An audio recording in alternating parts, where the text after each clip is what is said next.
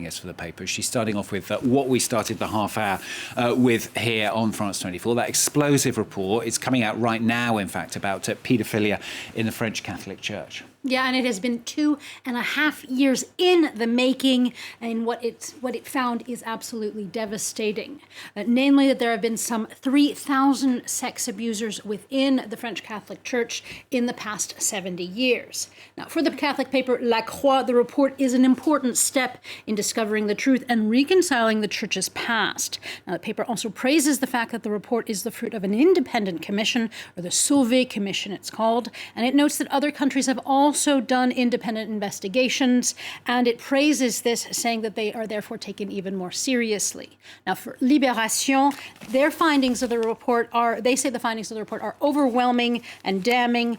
It uncovers, the paper says, the cowardice and criminality of the Church for not reporting and condoning abuse on a massive scale, they say. Now, for the paper, it is high noon that the Church collectively take responsibility for this tragedy and change how it regards things like transparency and celibacy.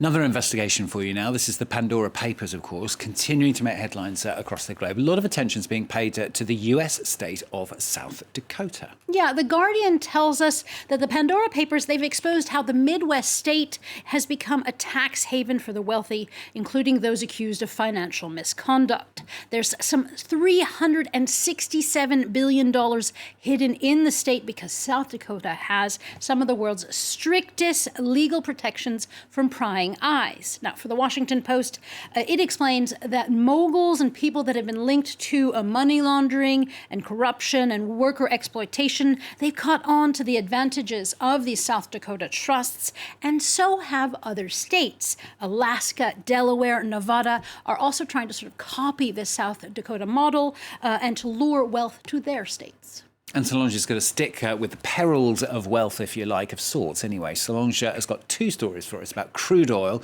and its very real risks. Yeah, these two stories are about oil spills, one that has just happened and one that could be imminent. The Los Angeles Times is naturally widely covering the oil spill that's washing up on California's coastline. Now, in its late edition front page, it calls out the company of the offshore operation that spewed over 100,000 gallons of crude, saying this company has a history of bankruptcy and non-compliance. Now, the spill, the paper says in its editorial, it says that the aging oil infrastructure off Los Angeles is proof enough, not to mention the death of wildlife and closed beaches for weeks and possibly months. It's proof enough that the U.S. needs to stop offshore drilling. Now to the second article, which sucked me into reading late into the night. It is an excellent read. The New Yorker's Ed Caesar dives into the story of a super tanker off the coast of Yemen. Now, the staffer is what is called a dead ship, as it doesn't work. It can't sail anymore. It's decaying and in the middle of a war zone, and it's possibly booby-trapped as well by mines. And here is the oh no part. It has over 1 million barrels of crude oil in its tanks, and it is a nightmare scenario that gets worse because countries around the world, including the United Nations, including Iran, well, they've been trying to convince Houthi rebels to let the tanks be drained.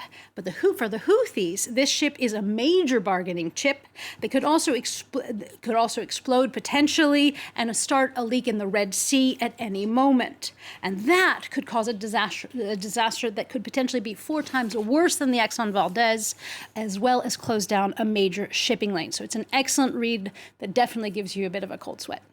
Never heard of that story before. Fascinating. Thanks for digging it out for us, Solange.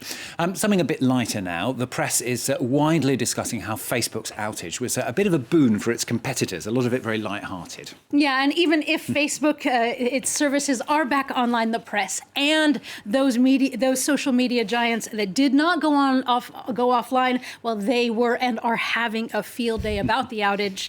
Mashable takes us through what it sees as some of the best jokes, including the smart tweet that you see there that tells us to check in on our influencer friends today. They were caught sort of empty-handed for a while there. Nothing to do. Yeah, nothing to do. As for Twitter's CEO, Jack Dorsey, he replied to a tweet that Facebook's domain might be up for sale with the joke, how much?